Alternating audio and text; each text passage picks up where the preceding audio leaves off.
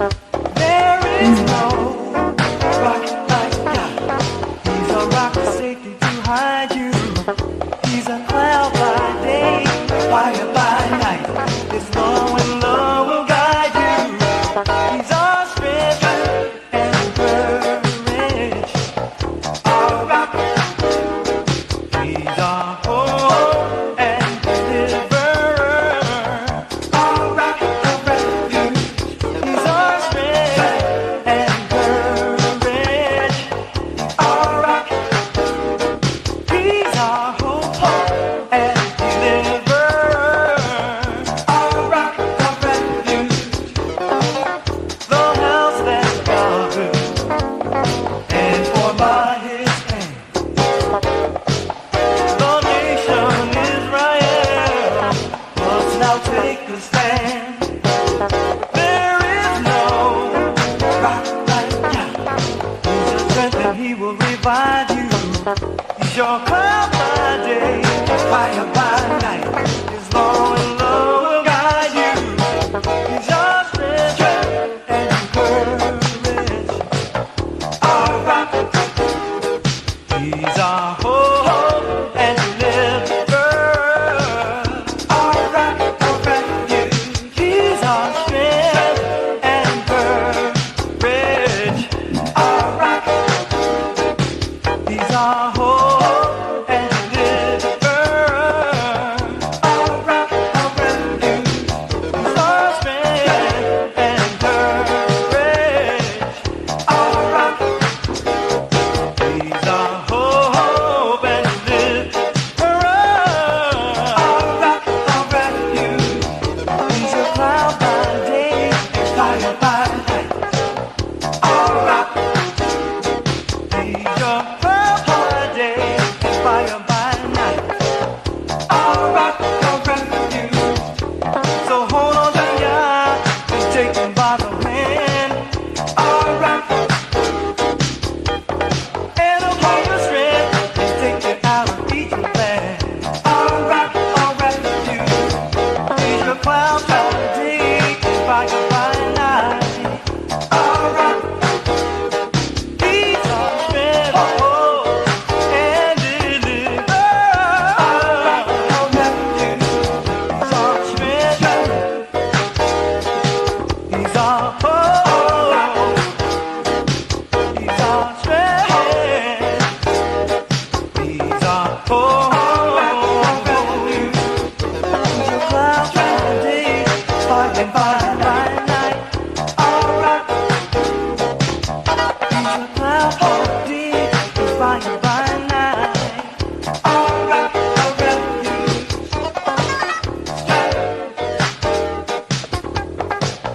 Our rock. So look to the rock from you review. Our rock of refuge. Only one from you. Praise Yah, He certainly is. Thank you for returning to the Real Talk for Real People Study Show. My name is Yamsuf Arif, and this is the Real Talk for Real People Study Show, a show where we study the God of Abraham, Isaac, and Yaakov, and certainly get some perspective on His people, and a pulse on the enemies of Yah, whom are certainly our enemies too. That being said, welcome back. Not only I, Lasanya, the administrator of the show, Maisha, keeps us in formation and alignment and keep us regulated for as the format is concerned, and offer comments and commentaries from a sister's perspective, a daughter of Zion. Brother Cottrell and I, on the other hand, are simply elders, nothing special, simply surrogate fathers of the nation. It's incumbent upon not only Brother Cottrell and I, it's incumbent upon each of you elders to do your due diligence and stand in the gaps.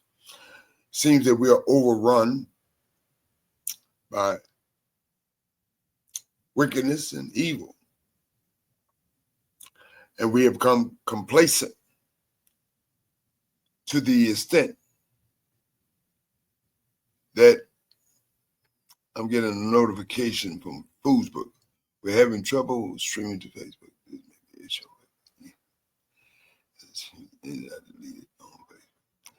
Well, they're full of games.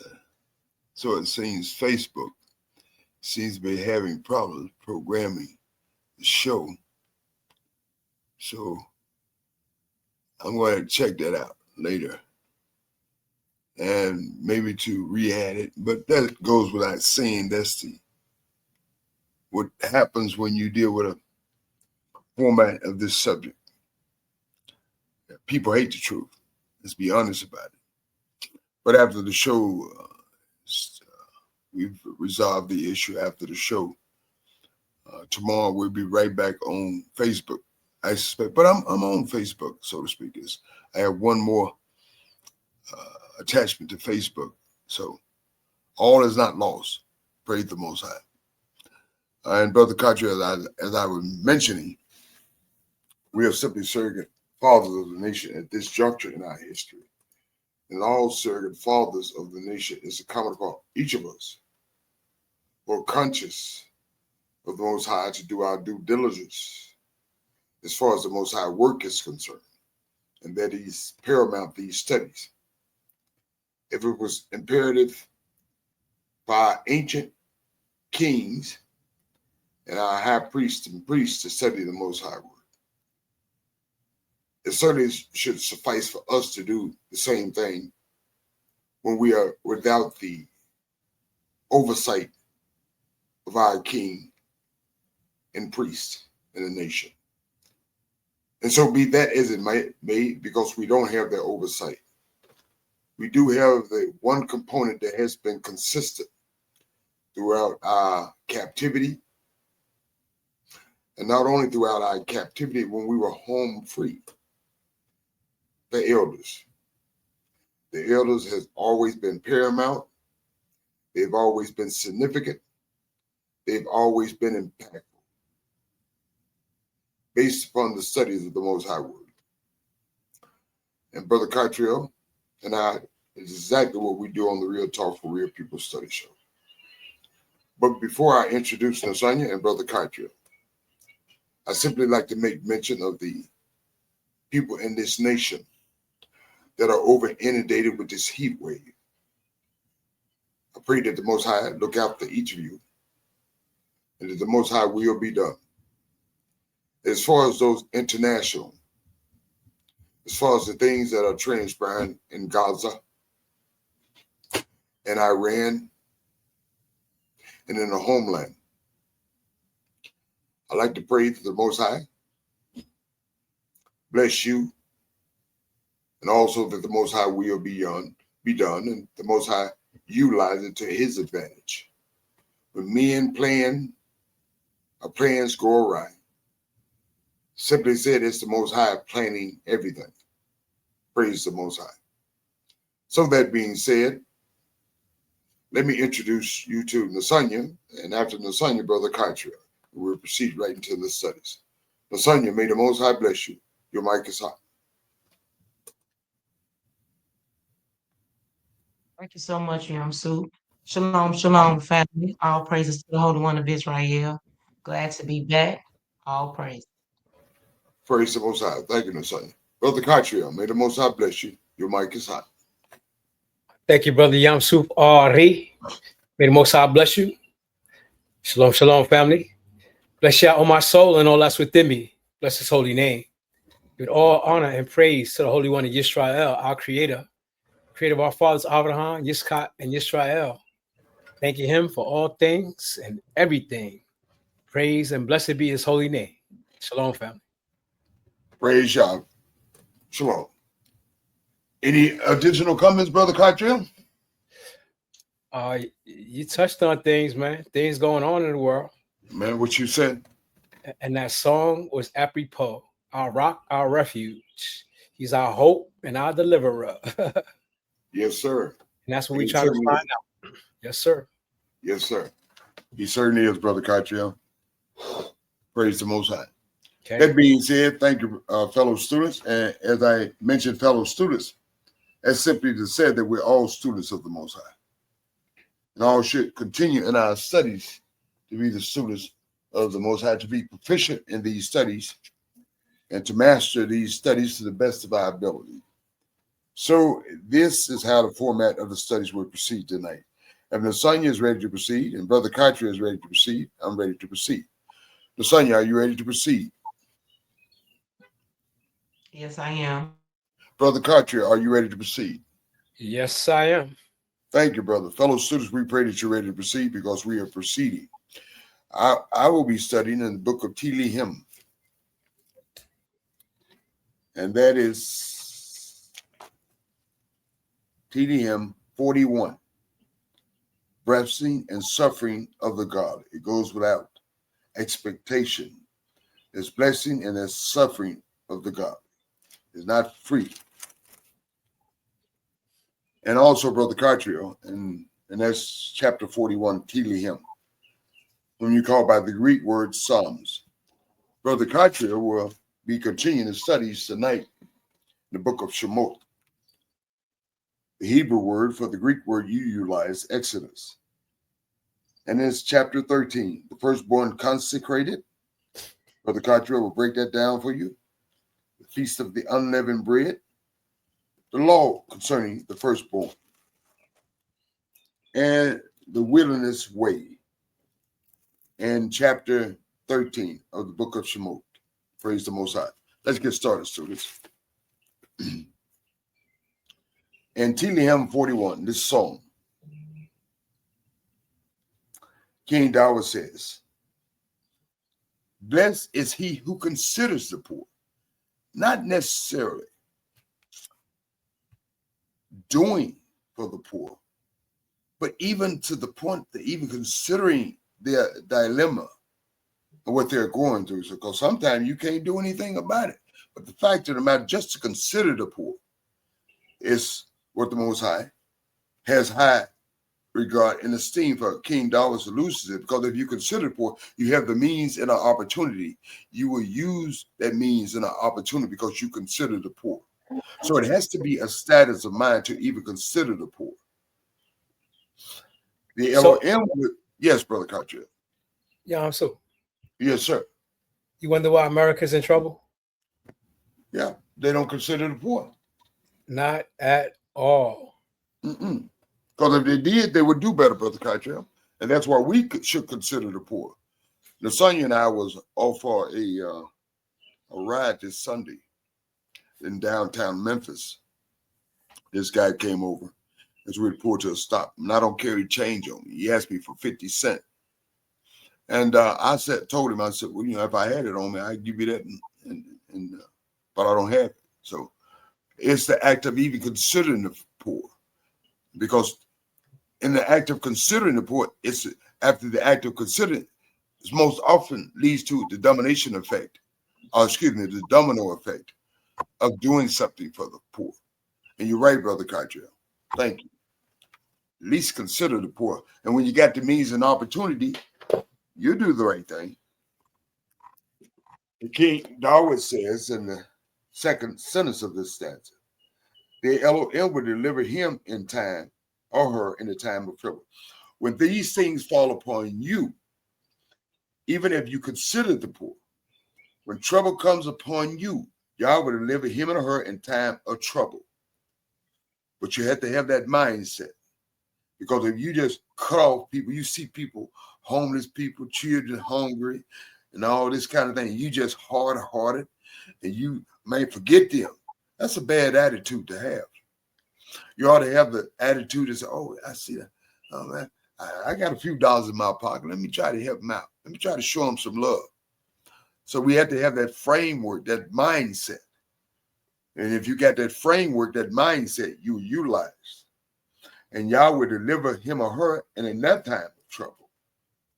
And stanza 2, Yah will preserve him or her and keep him alive when they're going through their troubling times. And he will be blessed on earth. He or she will be blessed on earth as a result, a domino effect. Considering to the point, if you have the means and opportunity, utilize it. Yah will deliver that person in time of trouble. Domino effect, Yah will preserve him or her and keep him or her alive. Domino effect, and he will be blessed on earth as a result of that one mindset, consideration of the poor. You will deliver him, you will not deliver this person to the will of his enemies. Along with that, King David said, Yah will not deliver that person to the will of his enemies. Our enemies have evil designs against us, and Yah will not allow us to be inundated under the will of our enemies. The stanza 3, King David says, Yahweh strengthen him or her on his bed of illness when they fall into a state of illness. If it is the Most High will, Yahweh strengthen him or her on his bed of illness. A domino effect. He will sustain him or her. This is the promise. He will sustain him or her on his bed, his sick bed. Stanza 4, King David says, speaking in reference to himself and sharing it with us, I said, Yah, be merciful to me. He's telling you, that is my focus of attention, as should be ours. Heal my soul. That should be our focus of attention. Not Black Lives Matter, not the Republican Party, the Democratic Party, not any other party other than the party of the Lord God of Abraham, Isaac, and Jacob, who he focuses his attention on, as we should, because our soul, as a result, our soul here restored for the Most High name's sake, that it don't go into Sheol. And he says, reason being, domino effect. He didn't say he sinned against Yamsuf. He didn't say he sinned against Catriel. He didn't say he sinned against the son Nasanya. He said, I have sinned against you, because it is the Most High. 10 commandments and so on and so forth. It's not either one of ours. So King David said, whatever he done, it's not our business. But whatever King David done, he said, I've sinned against you because you set up this framework. And as a result of this, my sinning against you, Yah. And stanza 5, my enemies speak evil of me because I've sinned against you, not because they care that much about you, so to speak. When will he die? They got an attitude against me, Yah. They ain't got, not because I sinned against you per se, but they got a personal thing against me. My enemies speak evil as a result of it.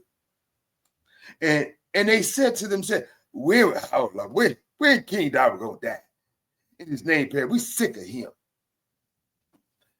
And in stanza 6, King David says, and if he comes to see me, these people, and then it's that modus operandi King David leaves for us.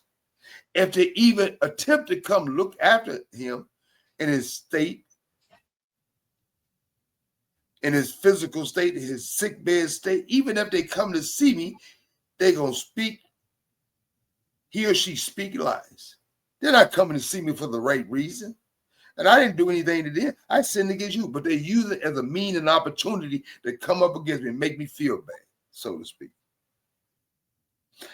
His heart gathers iniquity to itself.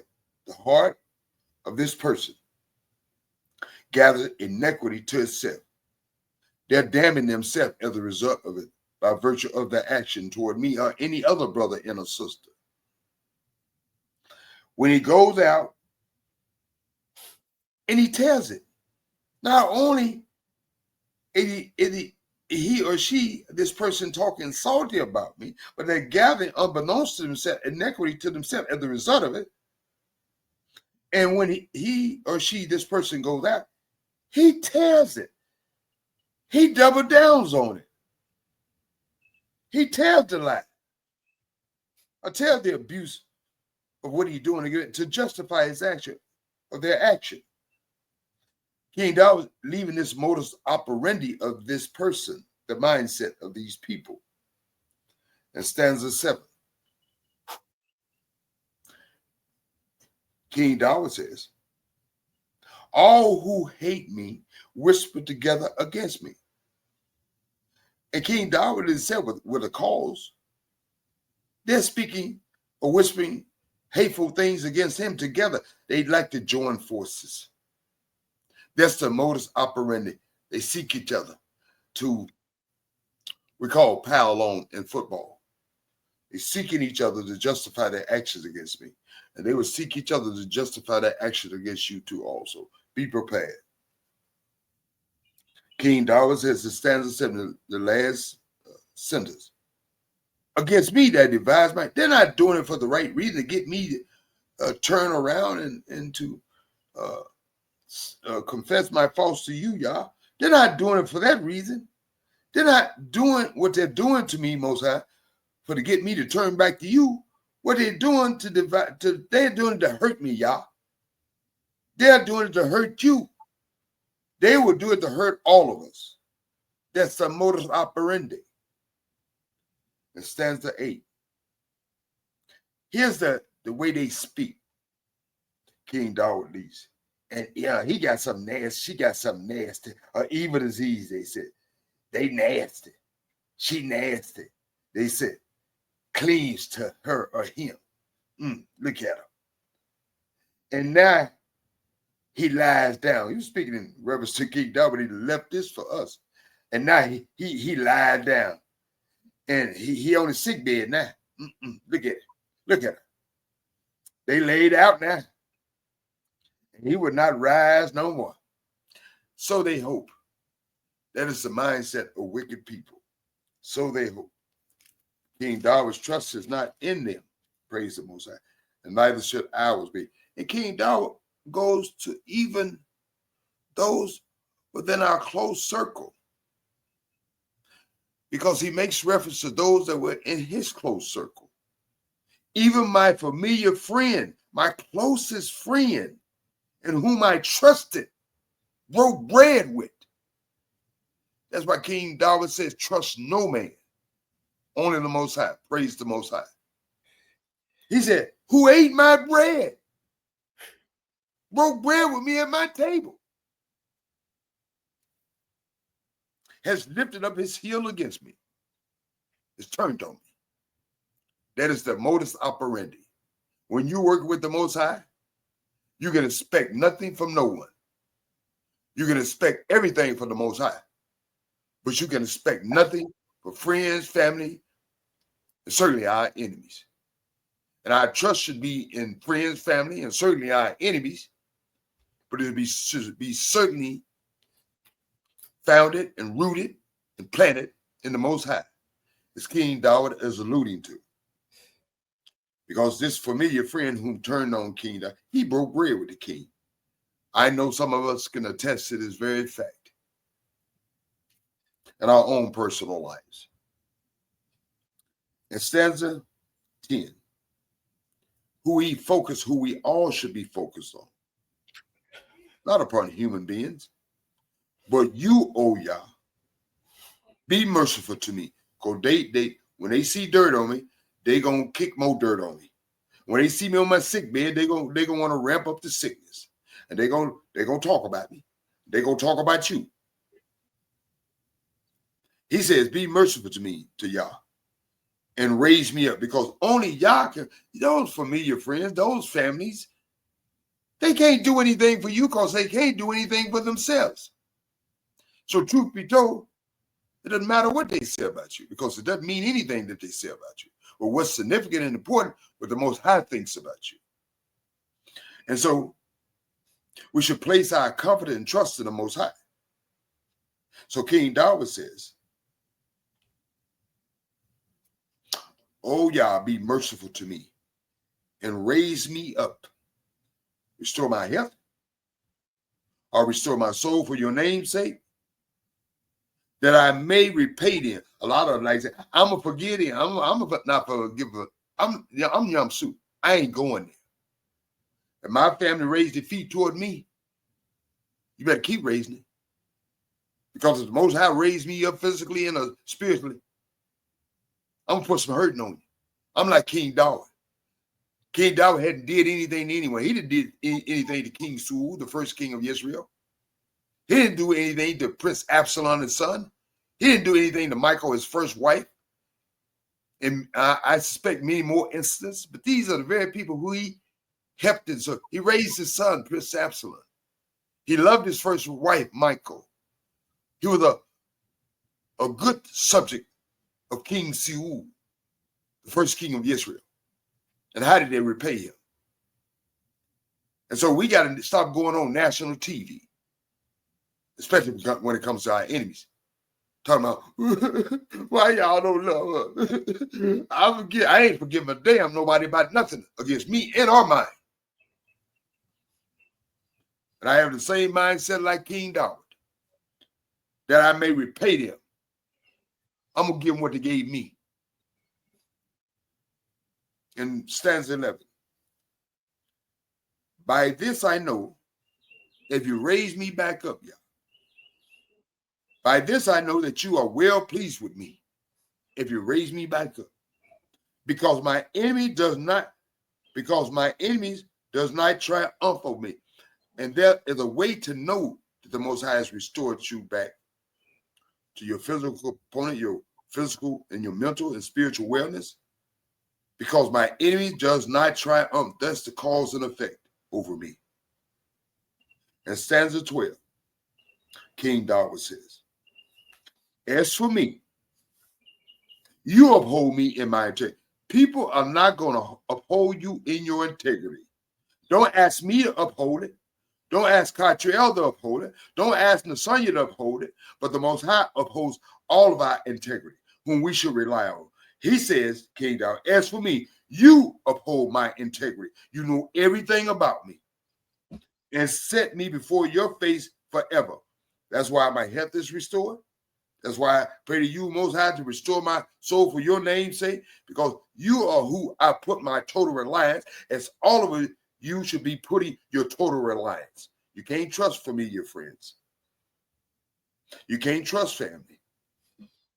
And you certainly can't trust enemies.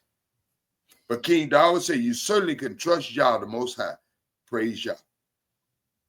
And the last stanza of the verse, King David shares with us, as we all should share. Blessed be Yah Elohim of Israel. Because why? King David places trust and confidence in Yah and Yah only. Yah says, trust no man. Praise the Most High. And you have good reason to say that. I'm not saying that you should place a certain amount of trust in human beings. But that trust should be placed on a day-by-day basis, not a blanket trust. No, I don't blanket trust anybody. And I don't want nobody to blanket trust me. But you should blanket trust the Most High. My trust, I suspect in King David's trust, I trust you when I see what you're doing, when you're doing what you're doing. I can't trust you tomorrow because tomorrow hadn't came yet. And I can't trust you yesterday because yesterday is gone. I can trust what you're doing today. I can base my trust upon what you're doing today. Praise the Most High. But I can base my trust on the Most High because he restored me physically. He restored me mentally. He will restore my name, my soul for his name's sake. Spiritually, praise the Most High. And that's whom we should put our trust and reliance on. The Most High, and expect nothing from no other human being. Praise the Most High. And I alluded to that fact. He was a Lord's servant of King Saul, the first king of Israel. Did nothing wrong to him. He was a loyal husband to his first wife, Michael. Did nothing to her. He was a good father to his son, Prince Absalom. Did nothing to him. But all of them devised to seek his hurt. And I suspect many, many more. Praise the Most High. And so King David is speaking from experience. And I suspect observation too. He says, as we all should allude to and subscribe to, blessed be Yah Elohim of Israel, from everlasting to everlasting. That's what Yah is, from everlasting to ever. Don't need no new thing. Don't need no wannabe thing. Don't need I'm here today, going tomorrow thing. Don't need no Black Lives Matter. Don't need no Republican Party. Don't need no Democratic Party. But what you do need, we all need, and we will always need, the God of Abraham, Isaac, and Jacob. Praise and bless his holy name. Amen and amen. Praise Yah, and thank you, King Dawud, for sharing this with us. Praise the Most High. So without further ado, Nasanya, may the Most High bless you. Any comments or commentaries? Thank you, Yamsu. No, not at all. Thank you. Thank you, Nasanya. Brother Cottrell, may the Most High bless you, brother. Any comments or commentaries? All praise to the Most High for our great King, King David. And we wish that our leaders had his character or his understanding, his wisdom. Because like you said, he ain't doing nothing to nobody. He trying to live a righteous life. He acknowledged that he had flaws and iniquities just like everybody else. Everybody. But when you was reading, I kept thinking about Job. Because Right. Job kind of faced the same thing. His Right. familiar friends, his family, everybody turned on him, trying to find out what was wrong with him, trying to bury him, basically. And it's really unfair because Yah is the final judge, which is why King David said, you uphold my integrity. You know that I'm confessing to you. You know that I acknowledge my sins when I do them. You know that I'm trying to course correct and not go back to the sins that I do. And I know that you're merciful. I know that you have loving kindness, and I know that you forgive. But these people that I'm around, they have no mercy in them. It's funny because people don't have no mercy. They want forgiveness, but they won't forgive. Right. They want to. Well, Brother Cottrell, you said a valiant point. People try to hold things over your head. They want to be forgiven, but they were trying to hold things over King David's head. And they're trying to judge. They shouldn't be trying to judge King David. They're not in that position to judge him. Only Yah is. And Yah, so far, so good. He has a very successful kingdom, one of the most successful kingdoms that the nation of Israel ever had. He was a champion for our nation, but you have our people within our nation that don't like our champions for some reason. It's crazy. They didn't like Moses. But you know what, Brother Cottrell? Brother Cottrell, I think King David left something to give a clue. If the Most High raised you and put you in a good position, and the evidence speaks for itself that the Most High is with you. Because if you was if King David was such of a nature that they were talking about, King David wouldn't have been in a position to be king of Israel. He wouldn't have been in a position to be sustained. The Most High is his rock. He would have the means to take care of himself and his family. The evidence speaks for itself when it comes to a man and a woman under the auspices and control of the Most High. The Most High raised them up. The Most High sets them on a rock, no matter what people say. Praise the Most High. And just like the prophet Moshe, our people didn't choose Moses. Our people didn't choose King David. Yah chose both of those men. Exactly. And those men tried to live up to the standard that Yah chose them for. And unfortunately, I'm sure King David was surprised that he had enemies in his own house and even his closest friend. I wonder who that is. Probably Joab, who turned on him. Ain't no telling, Brother Cottrell. Ain't no telling. He had so many coming out the woodwork, coming from all in. Ain't no telling. And he was looking at them all. He's like, enemies near and far, close and far away.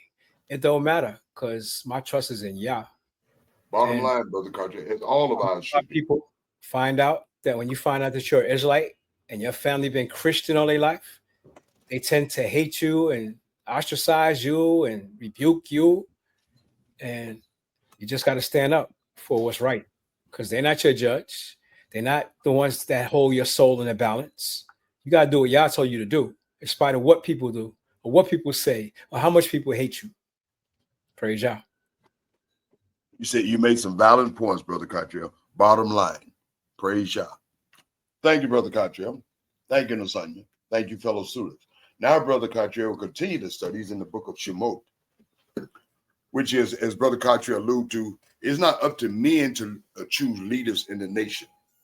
It's up to the Most High to choose leaders in the nation. And that's very significant and important. Thank you, Brother Cottrell. Fellow students, Brother Cottrell is studying the last studies course for the night, the book of Shemot, in chapter, let me turn to it right quick. chapter 13, I believe, because I lost my marker. 13. Yes, sir. 13. Thank you, Nasanya. Brother Cottrell, chapter 13. The mic is yours, Brother Cottrell. Praise you. Thank you, brother. Yeah, I'm super Ari. Excuse me. Appreciate that. Appreciate thanks, you, brother. Yes, sir. Appreciate everything that, y'all's allow you to do for us as a nation, bringing these studies. Because ain't nobody else doing this. Who else doing this? Chapter by chapter, book by book. Come on, man. Everybody should be doing this. This should And be you know what, Brother Cottrell? I've been praised by Yah to do it consistently for a number of years since 2011. And I've been assailed from all course of action. I've been little insert name called ostracized, but it ain't gonna stop till the casket drops.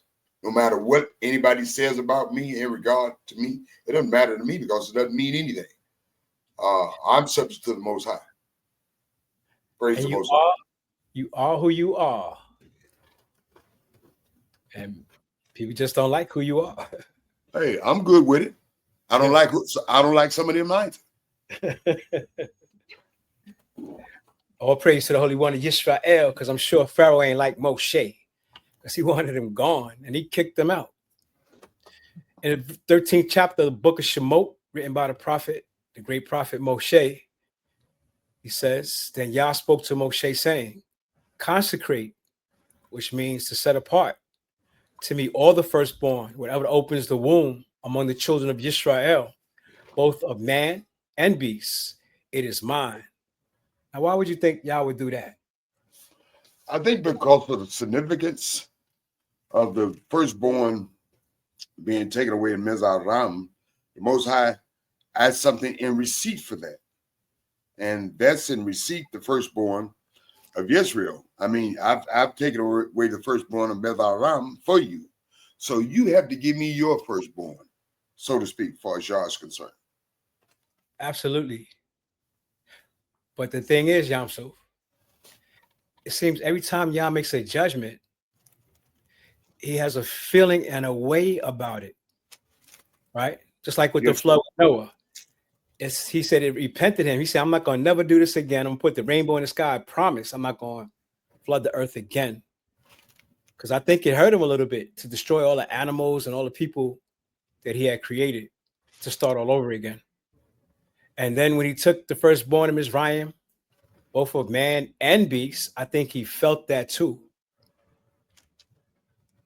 Because he ain't just, like a mass murderer. He gave Pharaoh a chance. He warned him. But he had to do what he had to do in order to make Pharaoh release his people, Yisrael. Yes, sir. And Moshe said to the people, remember this day in which you went out of Mizraim, out of the house of bondage. For by strength of the hand of Yah brought you out of this place. Not man, not me, not Aaron, not Miriam. It was Yah. No leavened bread shall be eaten. And we know what that leavened bread is. That's that flat bread. They call it matzah. And the unleavened bread was considered the bread of affliction because of all the suffering that we suffered in the land of Mizraim. In the 4th verse, it says, on this day you are going out in the month of Abib. And it shall be when Yah brings you out into the land of the Canaanites and the Hittites and the Amorites and the Hivites and the Jebusites, which he swore to your fathers to give you, our fathers Abraham, Isaac, and Jacob, a land flowing with milk and honey, which they're dropping bombs on as we speak, that you shall keep this service in the month. 7 days you shall eat unleavened bread, and on the 7th day there shall be a feast to Yah. So the last day we was banging. It was like a party. Unleavened bread shall be eaten 7 days, and no leavened bread shall be seen among you, nor shall leaven be seen among you in all your quarters. And you shall tell your sons in that day, saying, this is done because of what Yah did for me when I came up from Mizraim. Now, why would our generation say that? And say that to our sons? Maybe because it should keep us reminded, Brother Country, we should share this from generation to generation. So it should be a memorial, a reminder for our nation. Right. Or maybe we were there. Exactly. This is done because of what Yah did for me when I came up from Mizraim. That's what we're supposed to tell our children. Right. Maybe we were there. I don't know. It Right. shall be a sign to you on your hand and as a memorial between your eyes that Yah's law may be in your mouth. For with strong hand, Yah brought you out of Mizraim, even our children. He brought me out. He brought you out too. We're all Right. connected, Brother Kaitriel. We're Exactly. connected. Exactly. So, the law should be in our mouth, right? Exactly. How is it going to be in your mouth if you don't know it?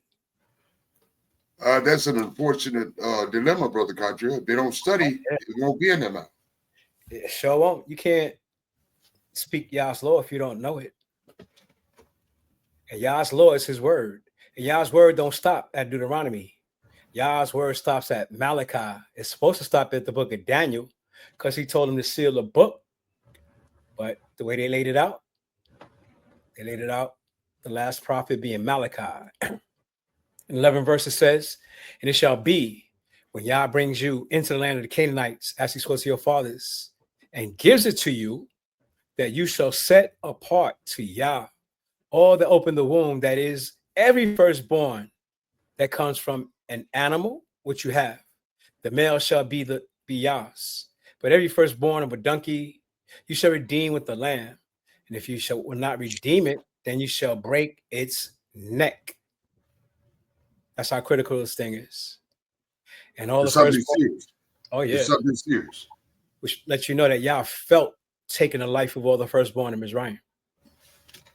Because he saved the firstborn that he wanted to save, but he took all the firstborn of Mizraim, and now he considers all the firstborn of Yisrael as belonging to him, which means he's going to protect them extra.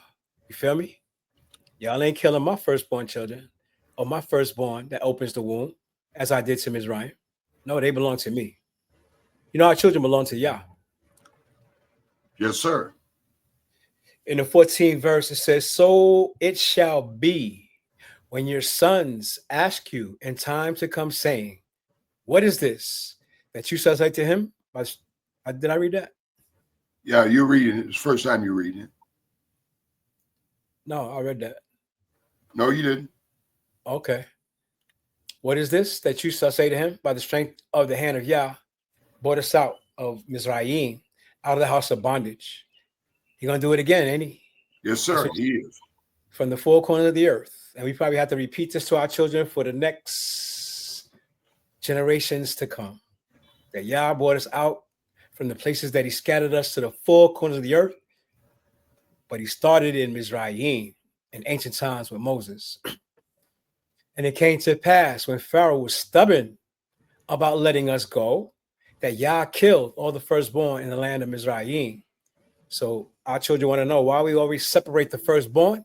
We have to tell them, Yah told us to separate them because the firstborn belonged to him, based on the fact that he killed all the firstborn in the land of Mizraim, both the firstborn of man and the firstborn of beasts. Therefore, I sacrifice to Yah all males that open the womb, but all the firstborn of my sons I redeem. And that redemption, you got to pay money.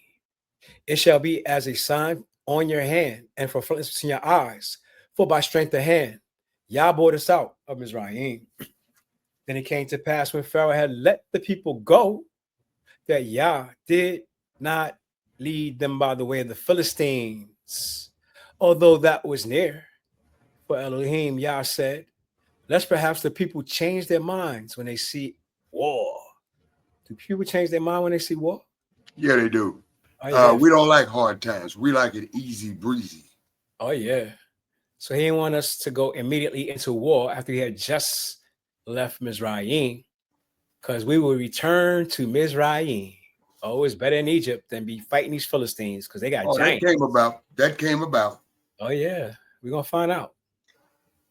So y'all led the people around by a way of the wilderness of the Red Sea, Yam Suf Ari.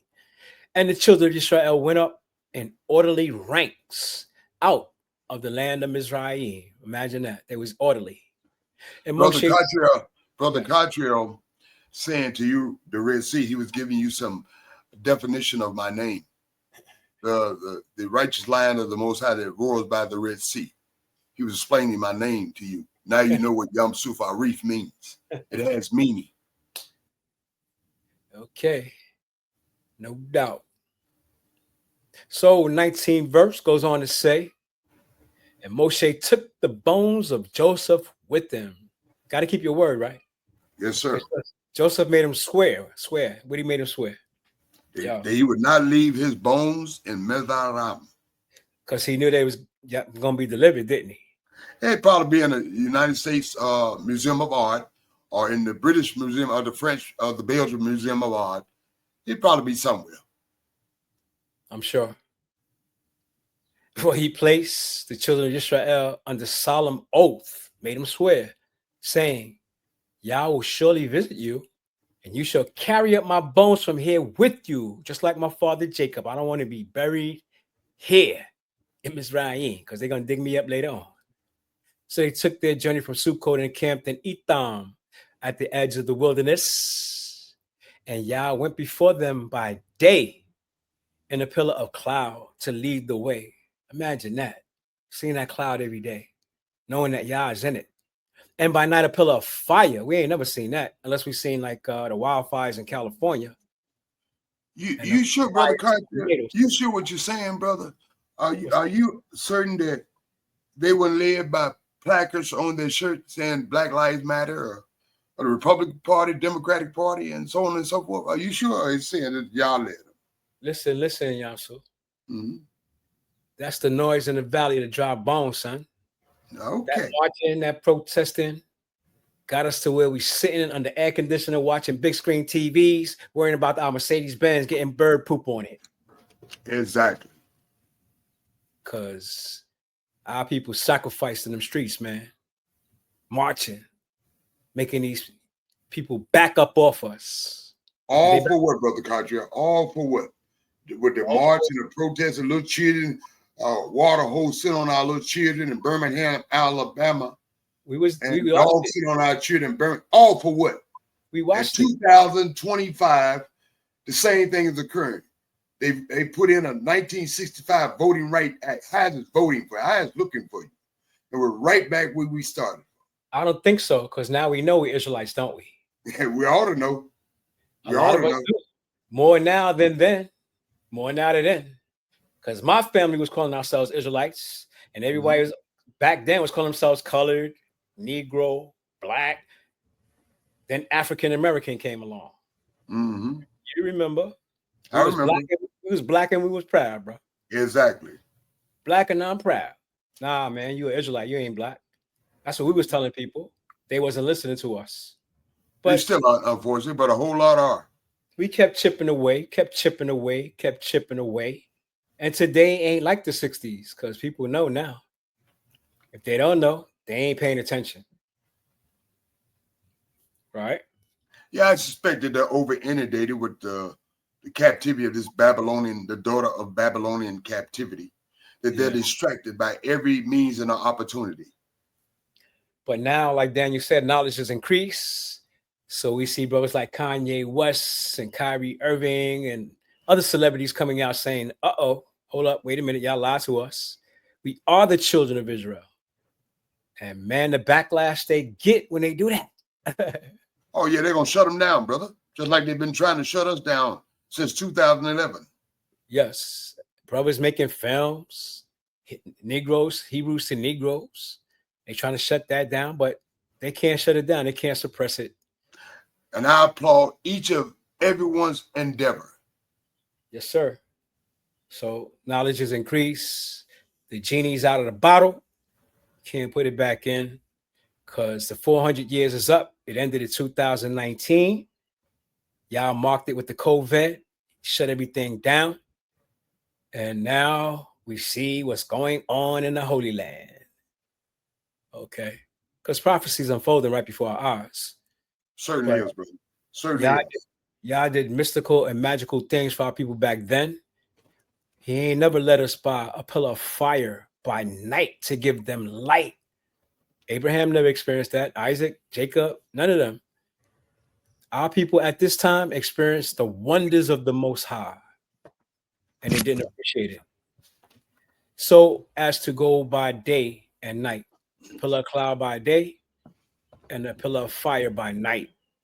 He did not take away the pillar of cloud by day or the pillar of fire by night from before the people. It was always there. That has to be a miracle in itself, because clouds don't stick around, do they? No, And, sir. and to see it turn into a pillar of fire when the night comes. Imagine that transition, seeing it every night. That had to be wonderful to see. I don't know. But sometimes, Brother Cottrell, we can take things for granted. Oh, yeah. It became routine because they saw it every night for 40 years. So they took it for granted, and they paid the price for taking it for granted. But That's light, brother. That's we're not light. taking God's word for granted because we have the opportunity to study it. Our enemies have not shut it down. They have not burned the books. We got the books. We got the books on computer. Books are everywhere. Yah made sure his word should be in our heart, just like with King David. The only way it's going to get there if you study it regularly, like the king had to do. Praise Yah and bless his holy name. Thank you, Brother Cottrell. Praise Yah and bless his holy name. I was studying and making my commentaries right along with you, Brother Cottrell, so I feel no need to be redundant. But I will ask Nasanya, does she have any comments on the commentaries? Thank you. No, I don't. Thank you. Thank you. Brother Cottrell, do you have any additional comments on the commentaries?